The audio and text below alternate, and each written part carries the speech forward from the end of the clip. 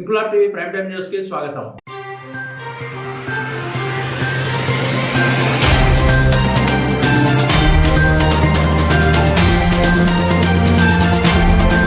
Vizianagaram corporation పరిధి 33వ division బాలాజీనగర్లో దాదాపు 60 ఏళ్ల క్రితం వెలిసిన శ్రీ వెంకటేశ్వర స్వామి దేవాలయంలో కార్తీక క్షీరాబ్ది ద్వాదశి లక్ష తులసి పూజ కార్యక్రమాలు వైభవపేతంగా ప్రారంభించబడ్డాయి. ఆలయ ప్రధాన అర్చకులు చేతుల మీదుగా ఆలయ కమిటీ చైర్మన్ భగవాన్ ఆధ్వర్యంలో తొలుత కార్తీక శుద్ధ క్షీరాబ్ది ద్వాదశి సందర్భంగా ఆలయంలో వెంకన్న స్వామి వారు భక్తులచే నీరాజనాలు అందుకున్నారు. సాయం సంధ్య వేళ ఆలయ మండపంలో ధ్వజస్థానం వద్ద ప్రమిదలతో దీపార్చన జరగగా స్వామివారిని తిరుమాడ వీధుల్లో ఆలయ కమిటీ సభ్యులు రమణ పార్థసారథి, భీమ్ సింగ్, పిఆర్ఓ నందిగం శ్రీనివాసరావు తదితరులు ఊరేగించారు. ఆలయంలో లక్ష తులసి పూజ వారం రోజుల పాటు జరగనుందని పిఆర్ఓ శ్రీనివాస్ తెలిపారు.